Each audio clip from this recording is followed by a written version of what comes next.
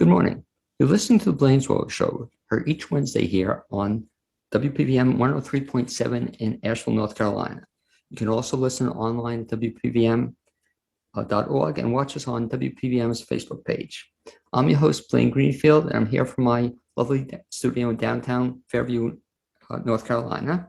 And each week we focus on the Asheville theater scene, as well as on positive news and information about people and organizations in Western North Carolina and throughout the country. And toward that end, it's my pleasure to introduce my first guest, and he is Jason Scholder. Welcome aboard, Jason. Hey, Blaine. And Jason, what you can do, you can wave to all your fans and friends on Facebook. I'm waving to both of my fans. I'm glad you could make it. Okay, and I have to give you a compliment, Jason, one of many, but Jason has one of the all-time great introductions. And if I could just kind of... Oh, no, we're going to read that? Right, I can just get through part of this. It almost sounds like, Jason, it was written by somebody who's a comedian. I could be wrong here, but... I don't know who wrote it. Okay, Jason Scholder is a pathologically self-employed comedian living in Asheville. So far, so good. He owns and operates multiple small businesses, has a 13-year-old daughter, and a short attention span. Is that you or your daughter has the short attention span? No, I have the short attention span. His dedication to self-expression has led him into the arts. He was a painter, woodworking. He owned and operated a high-end custom cabinet and furniture shop in LA for 10 years. Filmmaking, yoga, comedy, and thanks to the pandemic, yard work. It's kind of a switch. Jason recently started a landscaping company called, I love it, The Yard Bro, specializing in ivy and brush removal because he just loves tearing things from the ground. Jason has worked on himself and in spite of himself for nearly 30 years. He hopes to one day fully realize his professional potential. Now, this is really, I didn't know this about you, Jason, but you want to work the cashier at Trader Joe's. Oh, yeah, that is my dream job. But I mean, you've applied for it in the past, they haven't hired you? I've never applied, so I haven't been rejected. But my dream is to not own any businesses and not care about anything. I just want to work at Trader Joe's. I want to flirt with all the customers, and I just want to have fun. And in the meantime, we should mention that he's available to make you laugh, and also I like it to rake your leaves as well. You know, that's kind of a combination. And let me talk a little bit about that part of your business, Jason, because I always found that kind of interesting that, you know, I knew you from your comedy work, I knew you from some other things, but all of a sudden I saw, was it last year, at the age of 51, you decided to become start landscaping?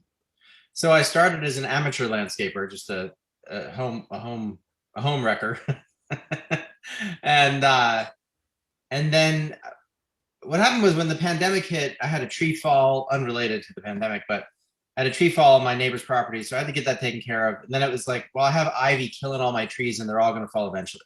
So I hired an ivy removal crew, and I hired a tree guy, and we cut down a bunch of the at-risk trees and removed all the ivy.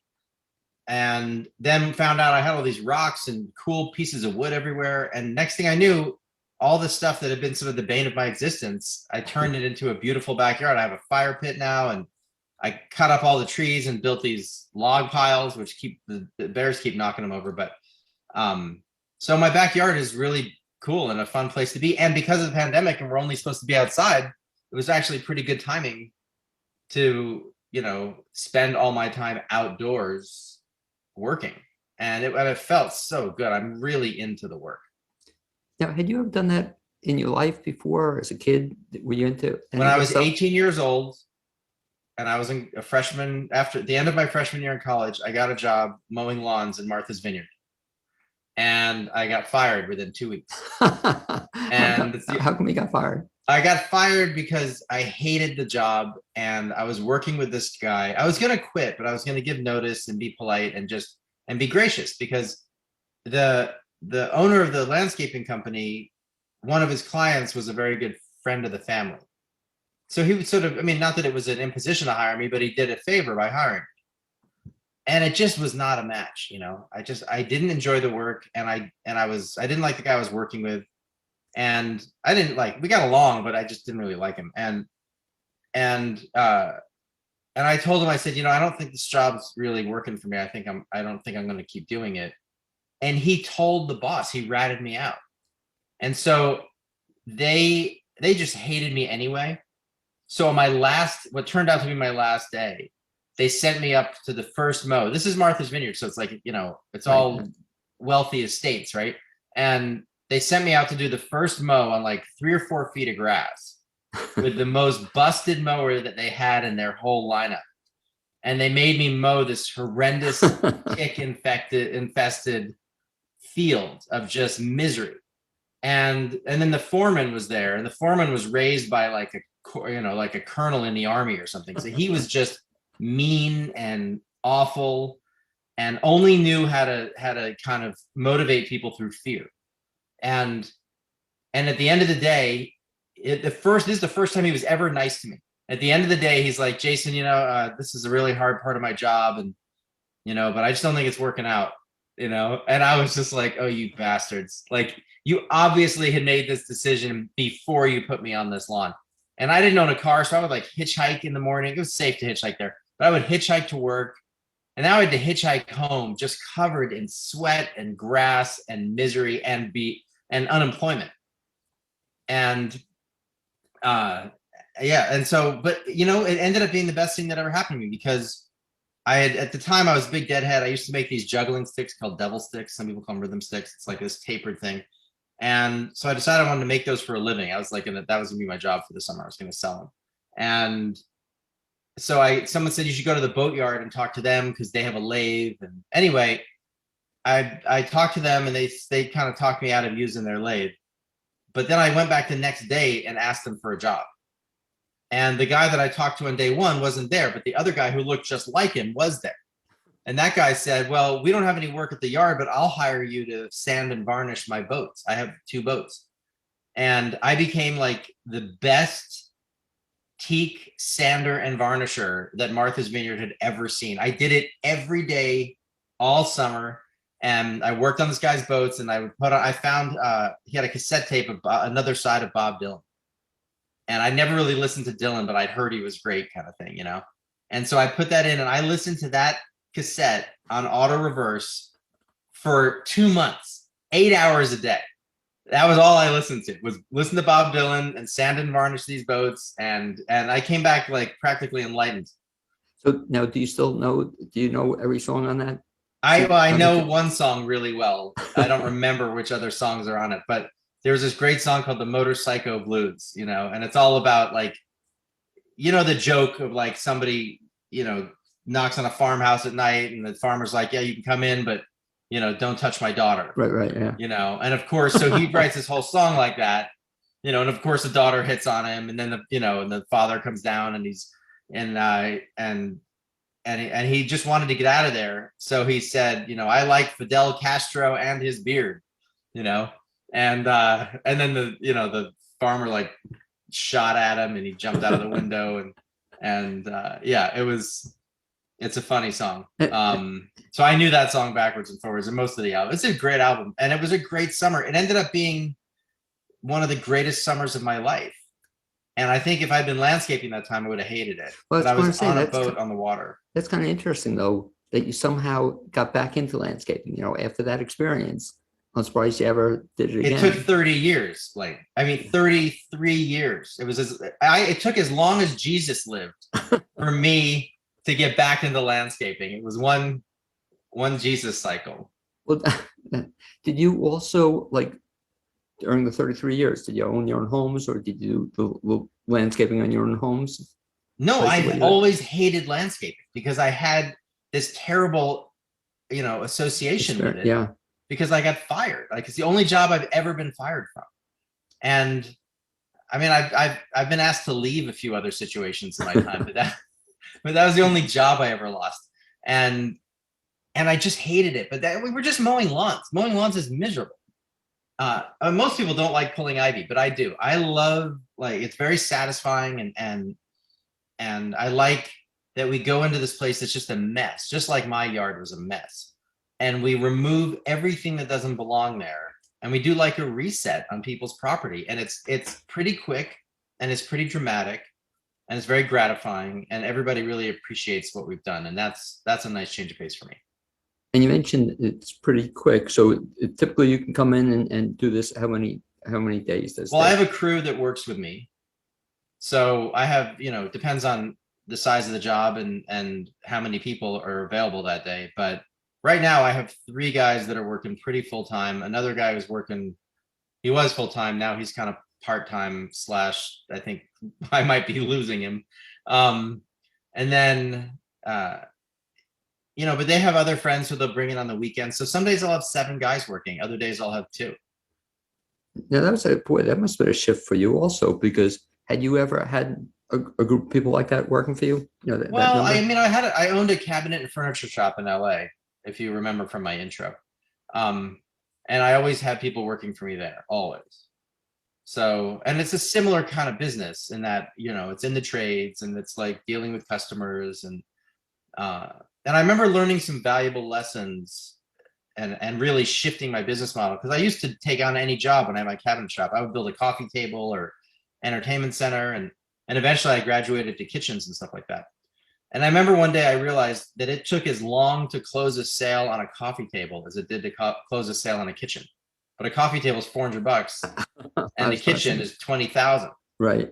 And I'm kind of learning the same thing with landscaping. Like, I don't take on jobs that I'm moving to a point where I don't want to take on a job that it isn't at least 1 full day for a 4-person crew.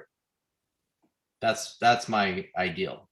And if folks want to get in touch with you with respect to the yard, is it Yard Bro? The Yard Bro, like a B, like bro, like brother. I love it. How do folks find out about that? So at the Yard Bro on every kind of social media, not that I'm very active on social media because I'm out pulling ivy all day.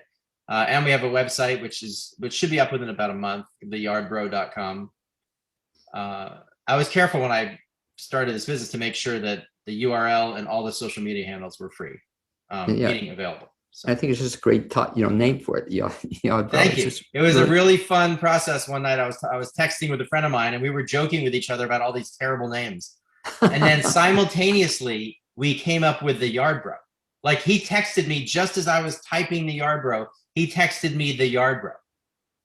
And I was like, that, I actually really like that. And then I told my stepmom, who's from Detroit, and she said, how about the Yard Pro? And I just hung up on her. Like, you have no imagination. And I imagine too, had you looked it up, there are probably 2,700 Yard Pros, but I mean, there's the plumbing pro, and who cares? Like, it's so unimaginative. I mean, I love my stepmom, but she's very Midwest.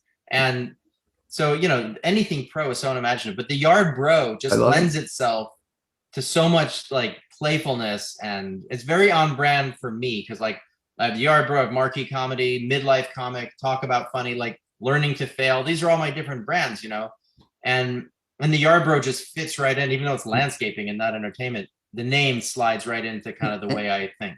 And the minute I just heard it, I said, yeah, that's you. Yeah, totally. Yard Bro. But I'm missing. Do we have I don't see it. Do we have a Yard Bro T-shirt, or do we have? I know. It's designed. Yeah.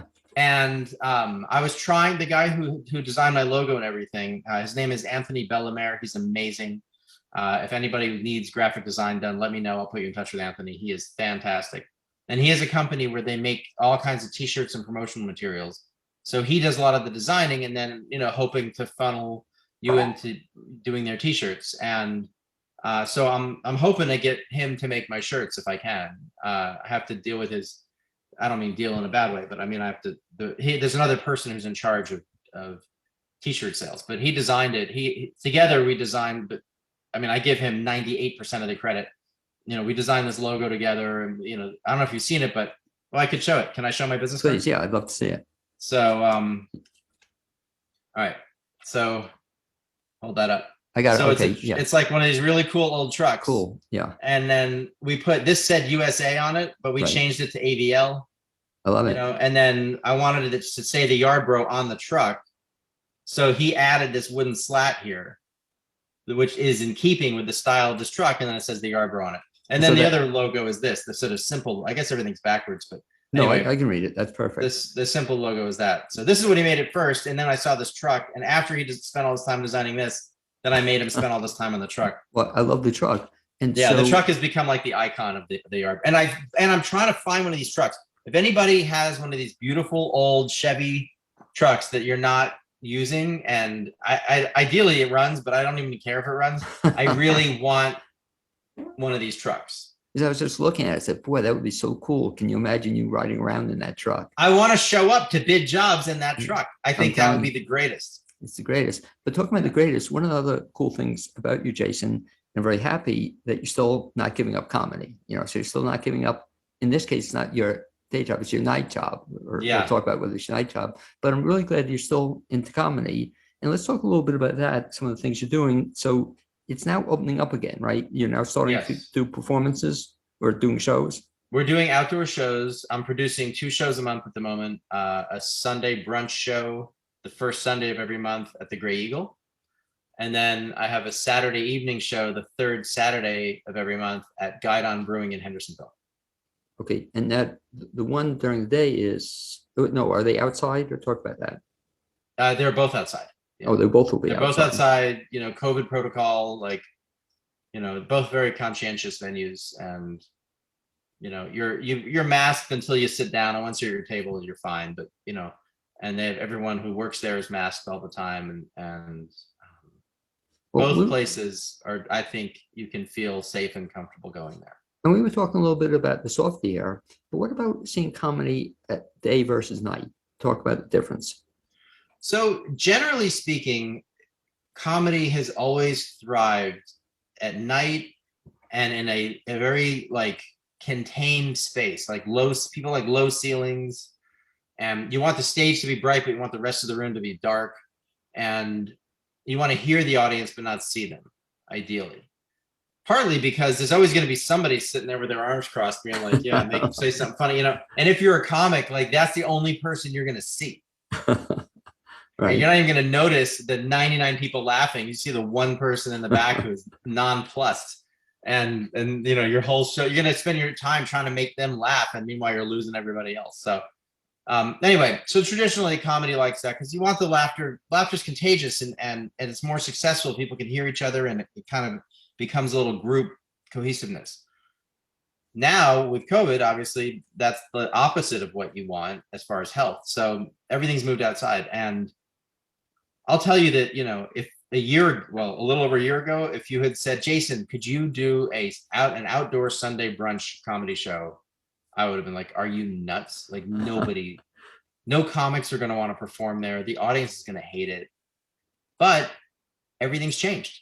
And, the Gray Eagle has great sound systems. I own my own sound equipment for the Guidon show. And so it sounds really good when we're down there, and you can hear it. And everybody has adjusted. We've all had to adjust in all these ways, and comedy has adjusted too. A lot of people have done everyone's adjusted to different degrees. So I've adjusted to doing shows outside, but I've only done 1 or 2 Zoom shows, and one went okay. The other one was terrible. And that's just not what I want to do. I don't want to do, I like talking to you. There's a conversation, but performing to a bunch of people on Zoom is just not. Yet, it's interesting because you saw that article I sent you recently about some comedians are starting to do streaming, via Zoom. Yeah. And some are, I guess, successful with it, so it's, I guess, as you pointed out, you just kind of have to be open to new experiences, Well, you have to choose. Right. Good point. What you're willing to and wanting to do. So for me, I love, you've seen me, I do a lot of crowd work. I really love the interaction, and I love being on stage, and I love having the only microphone, and I like being in charge of when everybody can talk, when they can't. And on a Zoom, it's a little bit, the playing field's a little too even for me. and if you have somebody who's really good at producing a Zoom show, they will leave everybody's mics on unless someone's misbehaving, then they will mute them, and then worst case scenario, they'll just kick them out. So that's nice. You can kick someone out of a Zoom show without a bouncer. You just kick them out. But I don't know.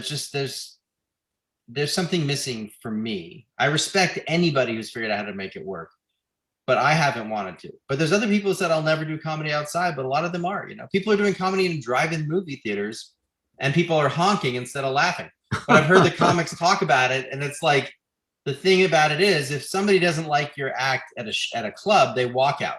Right. But if they don't like your act at a drive-in, they drive out, And it's like, that's a much bigger exit. So I haven't experienced that, but that would be rough. When do you think we'll get back to performing inside? I mean, I think 2022, you know, I've always said that 22 is when we'd be on the other side of this thing, you know.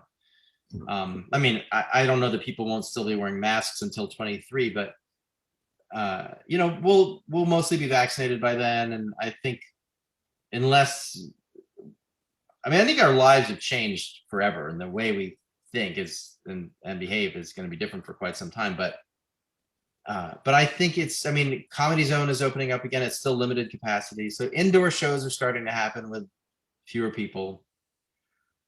Yeah. You know, as you're talking, I'm kind of agreeing with you too, in that you're describing the masks. And something about that too isn't quite the same. In other words, I would imagine you being a comedian, you love seeing people laugh, you like seeing smiles on the face. And when they have a mask, it's not quite the same. Well, it's not at all the same. I mean, unless they really guffaw, you don't know that they're enjoying themselves. But most of the time, most places, once you're seated, they let you take your Right. mask off. Well, we'll give a shout out to our mutual friend Bobby Angel. You know, I love Barbie. Yeah, I know, but that's the key. We just have to get Bobby to all your shows because, you know, if anybody can get people laughing, it's Bobby. it's true. Yeah, it's so funny because she has such a distinct and pretty loud laugh, and she, like, I remember at one of my Not Quite Kosher shows, she helped herself to the front row corner seat, like in the aisle, like the best seat in the house. In the VIP section, other people paid extra money to be there. And she just helped herself to that seat. And I kind of called her out lovingly from the stage. And she said, Jason, if I sit behind anyone, they're going to hate me by the end of the night because of my laugh. And I said, well, I love you for your laugh. And so you can sit wherever you want, you know? Well, it's funny because the very first time I ever met Bobby, I think, and even sat next to her, she tells you that. She says, I got to warn you, you know, in advance, my laugh is going to get you. But boy, is it fun at one of your shows or any other show to be with her. Great audience members. And I guess that's even as a comedian or even somebody who does shows, what would you say makes a good audience member? If you were to name or choose criteria for a good audience member, who is that? Well, obedient is the first word that comes to my mind. A good audience member is there to laugh, is willing to interact, but is not trying to take over the show. Like, so I love to interact with people, and I love it when they say something, and I don't mind if they're funny. Like, some comics get, you know, they don't want the audience member to get the laugh, but I'm fine if they get the laugh. We're all there to have fun. And I don't mind if they roast me. I'm cool with it. Whatever happens, as long as it's an organic moment, I'm good with it. But there's, like any conversation, I'm sure I talk way more than I'm supposed to in every conversation, but at least I try to keep it entertaining. But there's some people who, like, you're trying to get a word in and they just won't let you talk. So there's some audience members who had that same lack of sensitivity to knowing that they just shouldn't be speaking right now.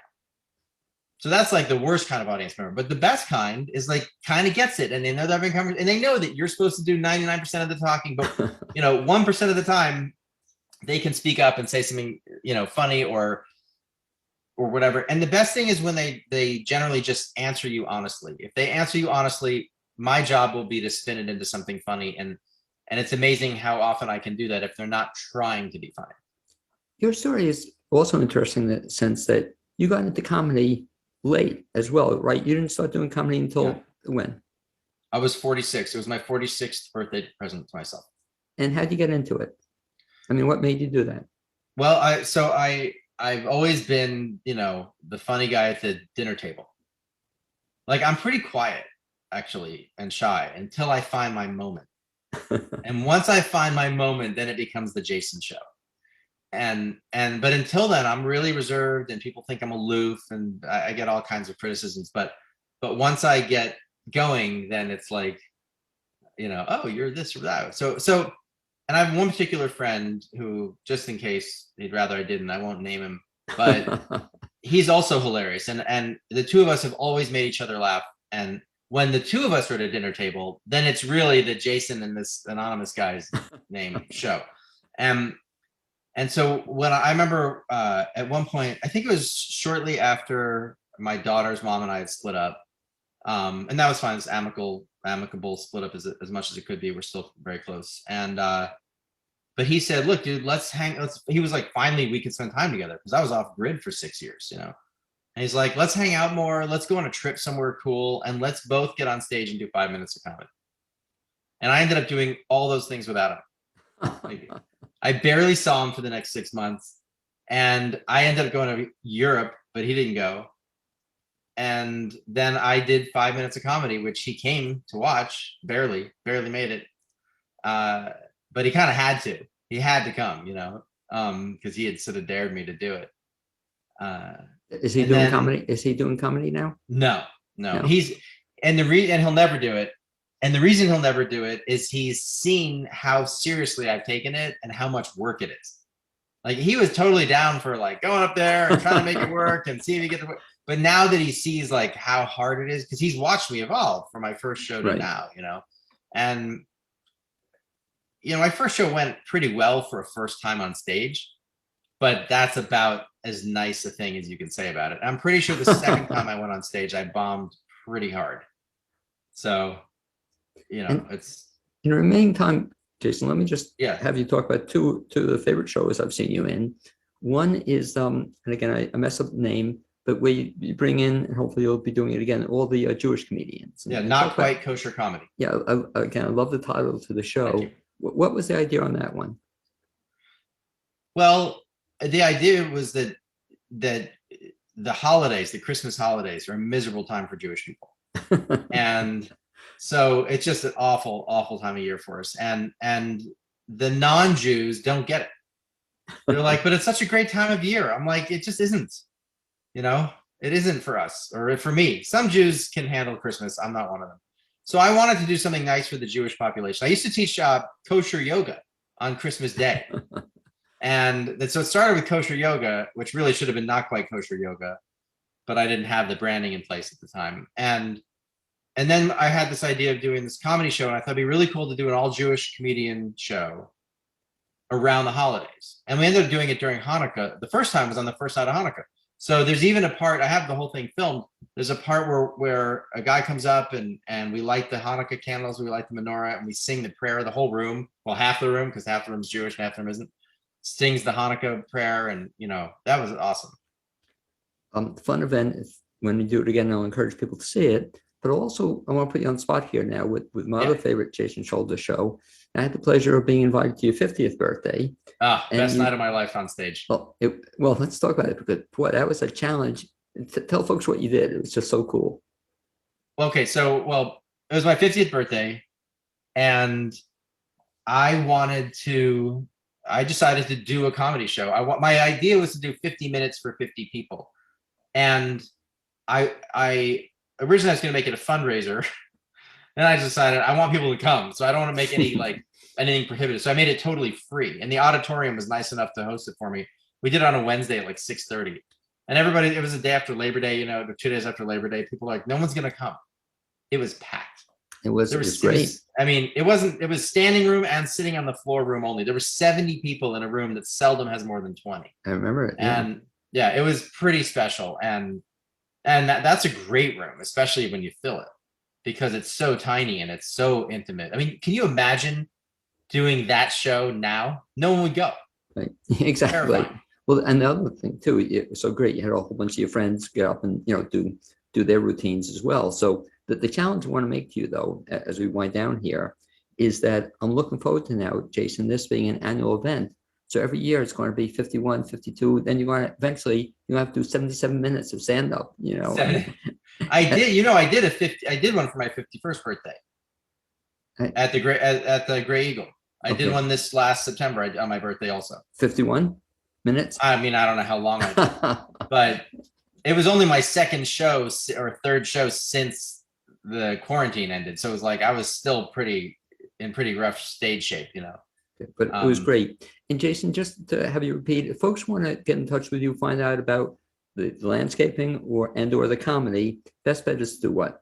Okay, so the Yard Bro is the landscaping company. But if you go to Jason Scholder, which is SCHOLDER, jasonscholder.com, that's everything me. I have my own website, and it'll point you to my yoga company, my podcast, my video work, my comedy, everything. Okay. That's Anyway, the easiest. as always, a pleasure speaking to you, and this was fun. Next time, hopefully, it'll be almost in person. And look forward to speaking to you again soon, Jason. Thanks Well, again. thank you, Blaine, for having me. You're a great host. Okay, it's a lot of fun. Speak to you soon, buddy. Okay. Okay. And as Jason kind of works his way out of the I don't know how you have to. well, I got rid of Jason and Kyle. Hopefully, he's going to be joining us in a second. Kyle, you with me? Okay. As Kyle works his way into the studio here, let me mention that WPVM's mission is to foster community through programming that cultivates dialogue to inform and entertain. The station provides the medium for artists, businesses, community leaders, and nonprofits to share their voice on live radio and also now on Facebook Live. Listeners are invited to help support WPVM's efforts by making a tax-deductible contribution. You can do so by going to the website, wpvmfm.org, and looking at the donate option in the upper right-hand side. It's next my pleasure to introduce Kyle Samples, who's in charge of sales and marketing with LaZoom Tours. Welcome aboard, Kyle. Hey, thanks for having me. Okay, and Kyle, what you can do is you can wave to all your fans and friends on Facebook. Okay, so Hey, if everybody's watching, that's great. Kyle Samples, originally from Kentucky, has lived in Asheville for over 10 years. Has a background in hospitality, sales, and marketing. He began his career at LaZoom Tours in February 2017 as a ticketing agent and now oversees all sales and marketing.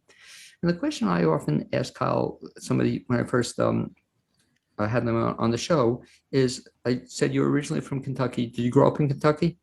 I did. Well, before we get into that, I need to go to Jason's brunch show at the Gray Eagle. That sounds amazing. And I need him to take care of an ivy-ridden tree in my yard.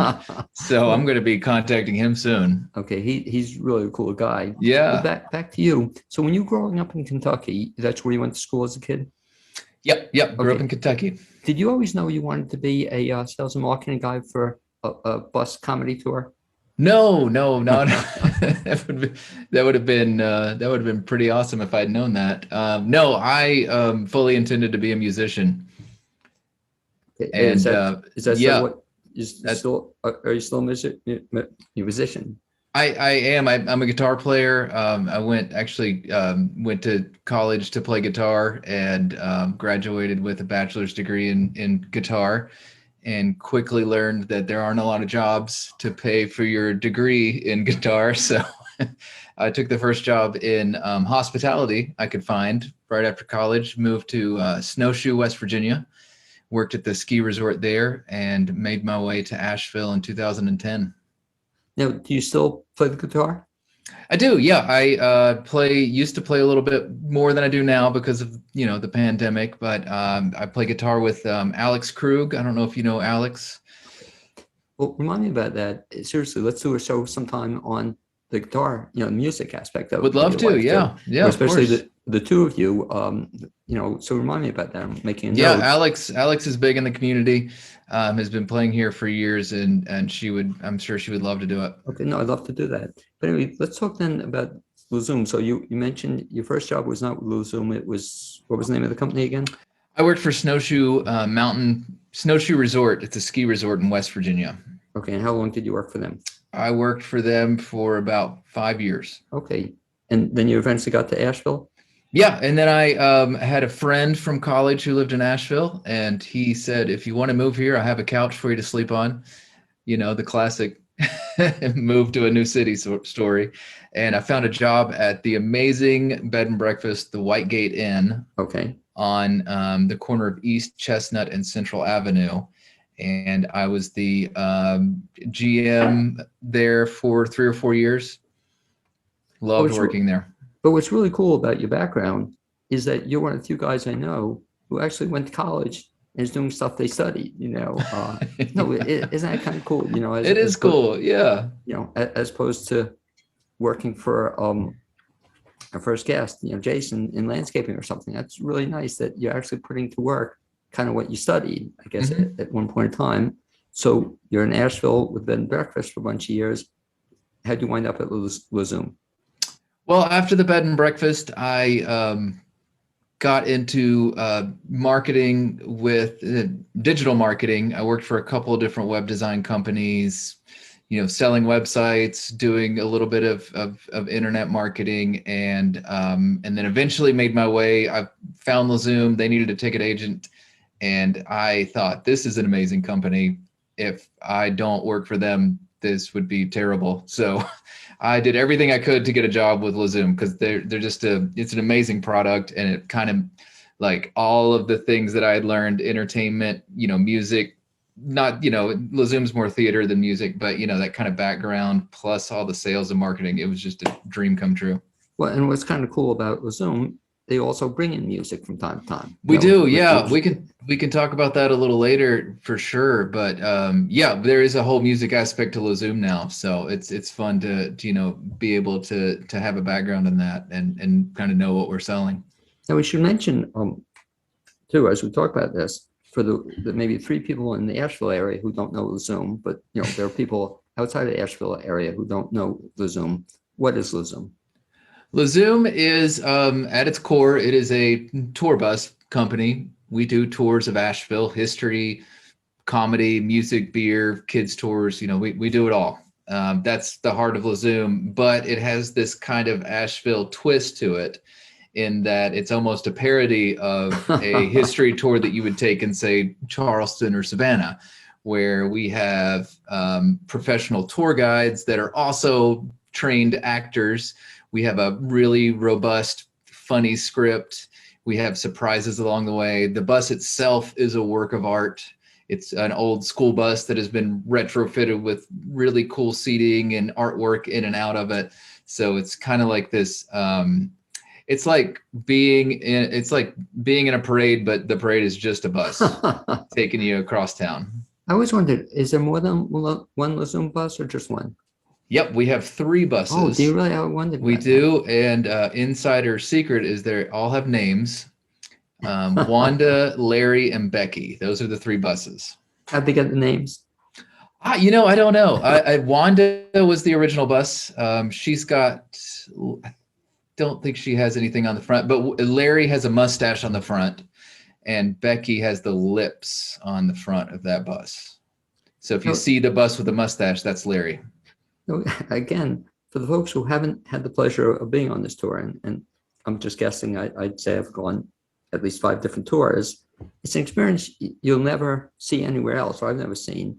And I think as you described it was a great way of describing it, because there are the bus tours, there are other bus tours in Asheville, but none quite will be like LaZoom. So describe what happens. So we get a ticket, and you have to get tickets in advance for the most part, right?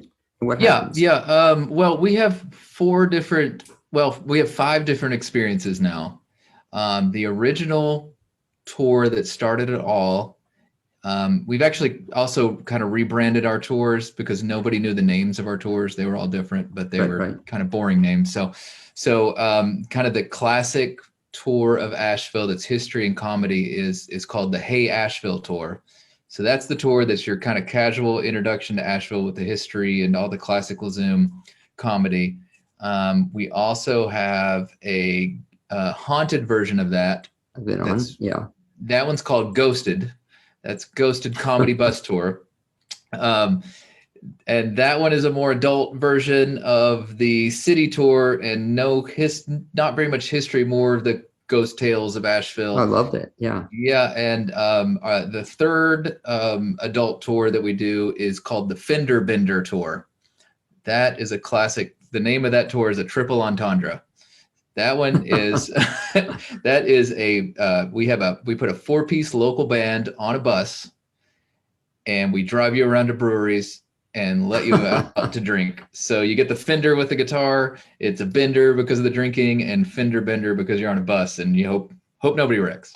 Yeah, I haven't been on that one yet. Just to jump in a second, your other tours, which are kind of cool, even though they're not going to all sorts of breweries, there's always at least one stop to get a beer. Is that correct? Or are they both tours? Yeah, the Hay Asheville Tour is 90 minutes long. We stop at Green Man Mansion halfway through for a bathroom and beer break. Right. The other 2 tours we're doing we have a family-friendly version of our city tour. That's 60 minutes long, and it's called the Little Boogers Tour because it's for kids. That one is currently not running because we are still restaffing and getting back up to full speed.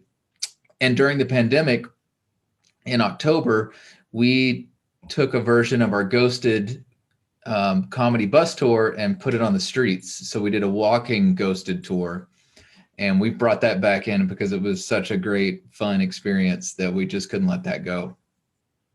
So that was cool. So you were running then limited shows during the pandemic, or that one in particular? We did in October. The infection rate of COVID dropped below 5%, and we felt like it was comfortable to do an outside walking tour. So we did that until the infection rate of COVID went back up, and then we stopped. So we got about 5 to 6 weeks of that in. And so I think you mentioned before, did I miss one show? You talked about the kids show. And we do. No, it was the walking tour. The walking tour is the 5th one. Mm-hmm. So talk about what's going to be happening now that we're now into when the show will be airing, and we're into April now. Is LaZoom gearing back up to actually have bus tours? Yes, we shut down pretty early in March of 2020. I think we might have been a week or two behind or before, everything kind of came to a halt. And we didn't run a bus tour at all until this year. April 1st was our first day back open. And if things are looking a little different than they used to be. We used to pack 41 people on a bus. Now it's somewhere between 15 and 18. A lot of social distancing. Windows, we've got, it's kind of an open air bus anyway, so the windows are always open.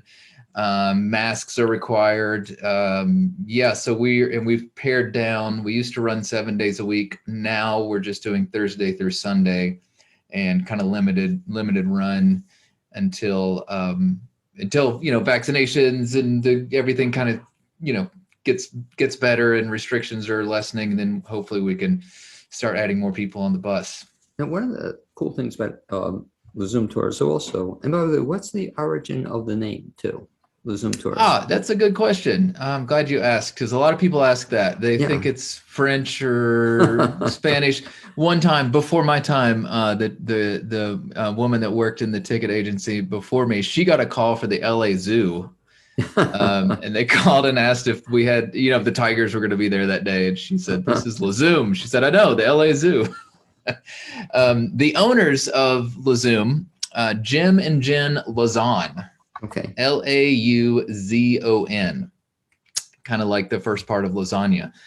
So it's kind of a play on their last name. So Lauzon is their last name, and they thought that, they didn't want to be LaZoom Tours because that doesn't sound good, but it's kind of just a play on Lauzon, and it kind of has a good, it's got a nice snappy name, LaZoom. And one of the great things about not only the name of the brand, but if you're from Asheville or you live in Asheville, you're going to know it. You're going to know it not only because of the bus, but talk about some other things that kind of make you guys unique about if you're riding along, you'll also get to see some other people that are part of the LaZoom family as well. Talk about that. Yeah. So a big part of our shtick is that it's essentially it's a 2-person comedy sketch show, but one of the people is not on the bus. And my experience with LaZoom before I started and I moved here is that I kept seeing this insane person on a tall bike dressed as a nun and thinking, okay, well, I guess this is just what Asheville does. So, and that's one of the characters that you meet is Sister Bad Habit. Well, depending on what actor, they all have different names, but Sister Bad Habit, is part of the experience because I'm not sure if you remember, but maybe 8 or 10 years ago, a state senator once called Asheville the cesspool of sin. Yeah, I do. Sure. So LaZoom took that and thought, well, that's great. Let's own that cesspool of sin. So while you're taking the tour, which I don't think I mentioned, you're allowed to drink beer on the bus. So there's a bunch of people drink a beer on the bus, and then suddenly a nun appears, and she is very upset that you are turning Asheville into a cesspool of sin, and gets on and reprimands you.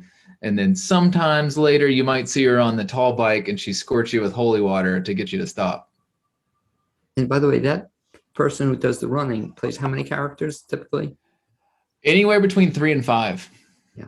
And so they also must be in pretty good shape, though. Would you say? You know, Yeah, I mean, or they all have, of our- do they yeah. get sneakers or roller skates? You know, Well, we used to use mopeds I actually, remember it right. and this year we transitioned to electric bikes. Okay, cool. Yeah, they make some pretty robust electric bikes that reach up to 25, 30 miles an hour. And they're a lot more eco-friendly. And we thought this is the perfect time to get our other actors on e-bikes. But that person really gets around, though. You know, it's how many? He said 3 to 5 locations they'll appear. Yeah. They're going out to Montford, going down in the River Arts District, just all over the place. Talk, if you would, about the people who work for you. So aside from the ticketing folks, you hire. Are they all comedians? I guess you hire for the most part. Yeah, we have we have our support staff, which I'm a part of. The admin. We also have the LaZoom room downtown, which is a beer Right. and wine bar where everybody departs from. So we have bartender there, and then we have 3 or 4 bus drivers.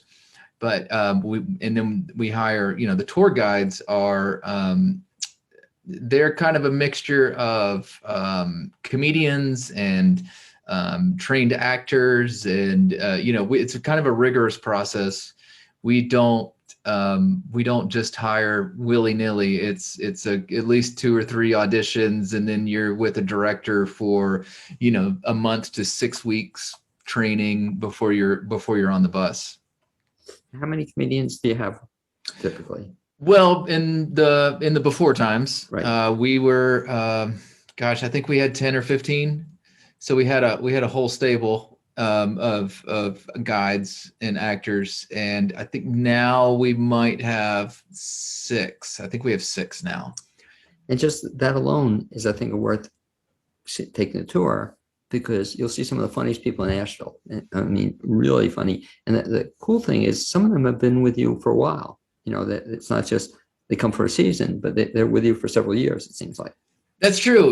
One of the things that LaZoom offers that you don't get in the entertainment world is a steady paycheck and benefits, and a willing and really fun crowd. Every one of your tours is just going to be a bunch of people that paid money to enjoy Asheville. So it's a great gig.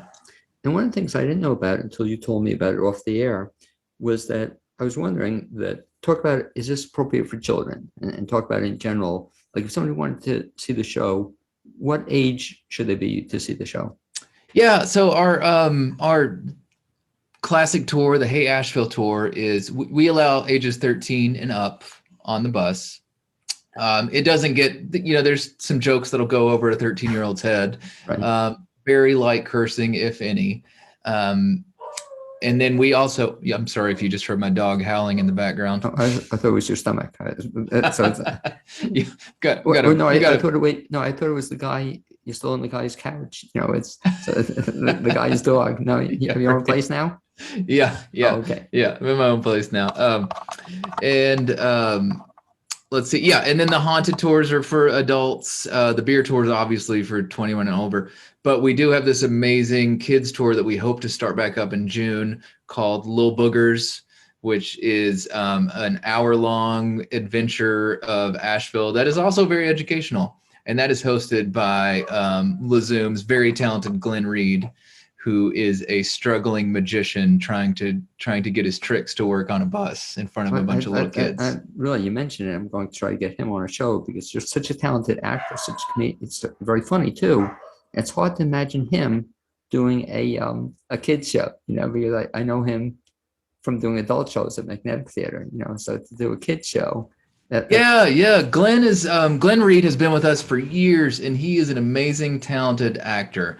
He, I don't know if you've ever gone to one of the Bernstein Christmas that's shows. I know him and all the stuff. Yeah. So he's always been a part of that. I don't think they're doing that anymore, or maybe that was last year was going to be the last one. They're shifting to something else, but I kind of have a hunch they're going to go back to. They'll somehow bring these characters back. I hope. Yeah. So. Well, you should definitely get Glenn on your show. He has got some interesting stories. He's a fascinating guy. But what's interesting, you're saying about the kids. So yeah, I went to one. It was the Halloween show or something. That was definitely not a kid's show, or, they can tell you it's like at 9 o'clock or something, but you warned in advance, you're saying, hey, this is not for kids. Yeah, and we get a lot of people that ask if they can bring their kids, even if it's okay. But we're pretty strict about that.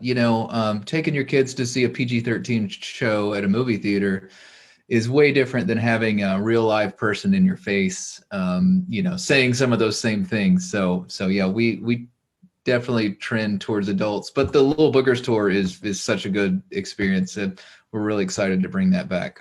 Now, what I tell folks too, and see if this makes any sense to you, but I say the very first thing almost when you come to Asheville, and it's a compliment to you and LaZoom, I tell them you got to get on the tour. That's almost the highlight of when we have people come. But then I say, hey, if you want the history of Asheville, you get, I'll ask you, is there a percentage of how much history would you say is in the tour? I would say 51% That much? comedy, Okay. Oh, yeah, 49% exactly. history. That would be the one thing, we always go towards comedy if we can, but it is really good. It's a great way, especially if somebody is new coming to town. It's a great overview of Asheville. You get to see downtown, historic Montford, the River Arch District, the Sudsey South Slope. You get it all, which is a great way to kind of get your bearings of the city. And then, you can kind of figure out what you want to do after that. Plus, if you have friends from out of town, they've heard of Asheville and they've heard that it's strange. Right.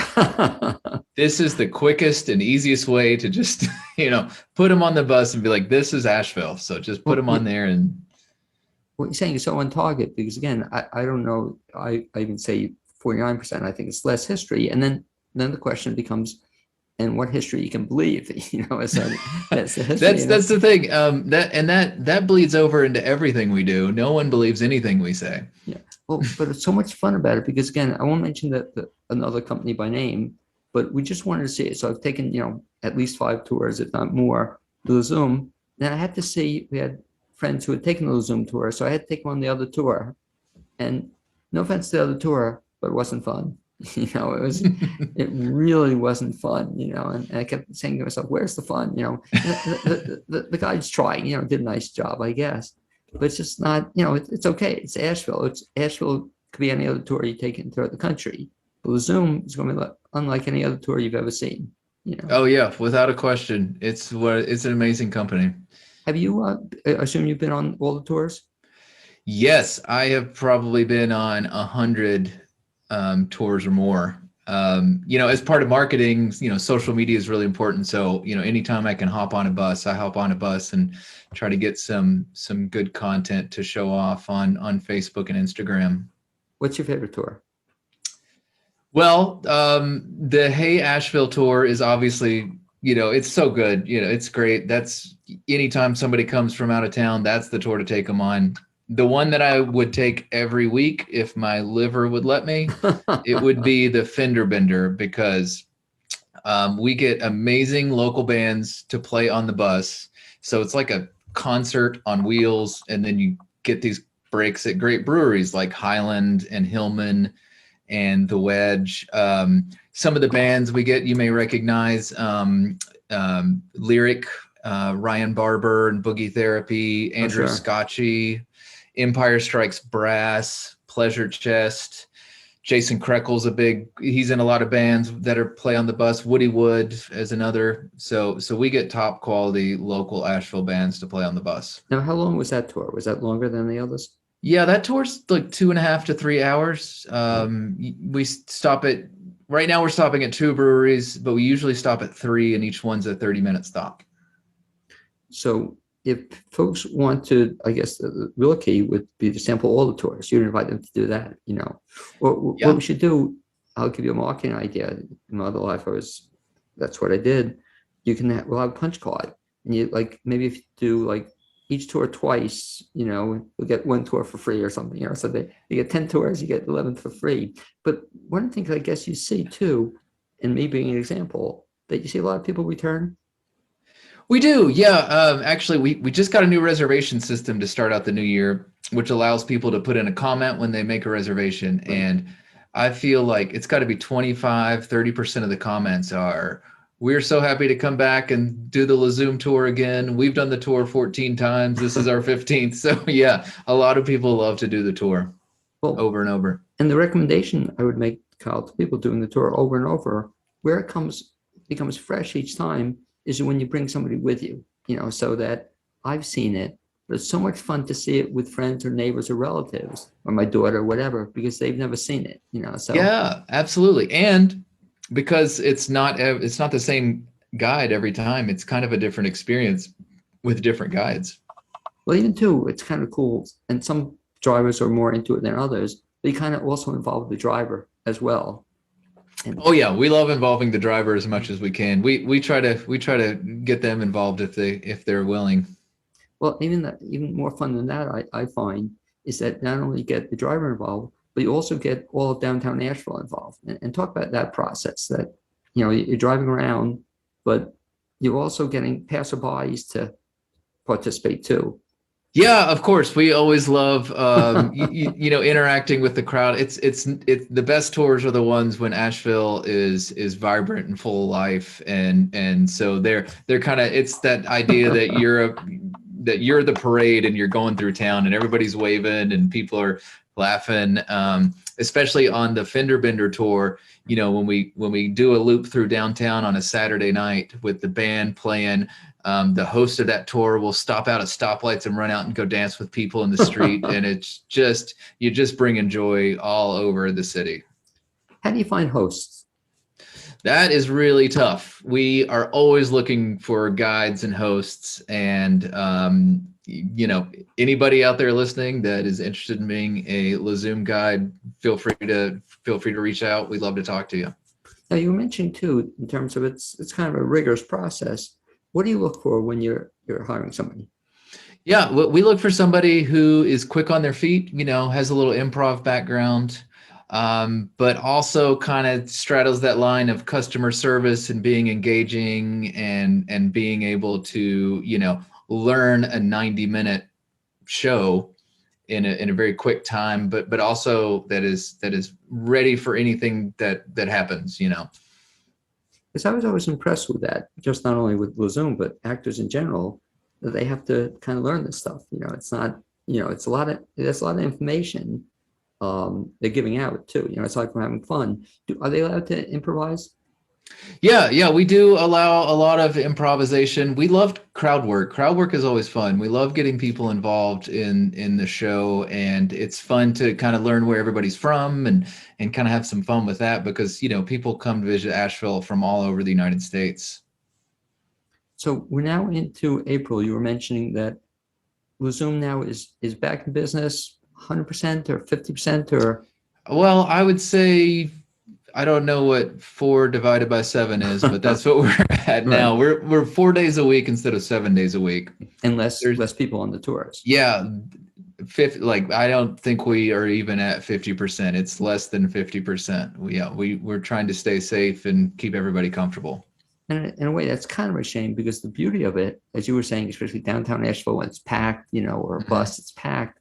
I guess the fun part of it is when it comes alive, the more people are into it. Yeah. And part of the fun for the guides is walking up and down the aisles and picking on people, which we obviously can't do right now. So there's a big division between us, and there's plexiglass above each seat. I don't know if I told you that yet. No, I haven't. But yeah, so there's plexiglass, and 25% of the people you usually have on there. So it's a different experience, but it's still a lot of fun. We've gotten some great reviews, and everybody's come off laughing and loving it. And I can say, yes, certainly being one of the pickies, I guess, aren't I? The pickers, people pick on you, but it's kind of fun to be picked on too, and lastly, the second here, I'll give you a chance to talk about some of the great prizes you get. If you're on a tour, you get a chance to get some really great prizes, for example. Oh yeah, we have the giveaway hour, which you can win the Crazy Cat Lady award, which is a can of wet cat food that if you just open it up and put it on your porch, you will have 15 cats coming to you very soon. Great stuff. Real quickly, if folks want to get more information about LaZoom Tours, the best bet is to do what? LaZoomTours.com. All of our availability is online. Just click the book now button and you can see everything. Okay, I'd like to thank you for being my guest the second half hour on the Blaine's World Show. Also to Jason Scholder, my guest the first half hour, and to Amy Pierce-Nash, my producer. We hope to see you next week. Hope to see you downtown on our tour, Kyle. Thanks a Yeah, lot. for thanks being a here. lot, Blaine. Yes. Thank Okay, you. be well. Thanks. All right.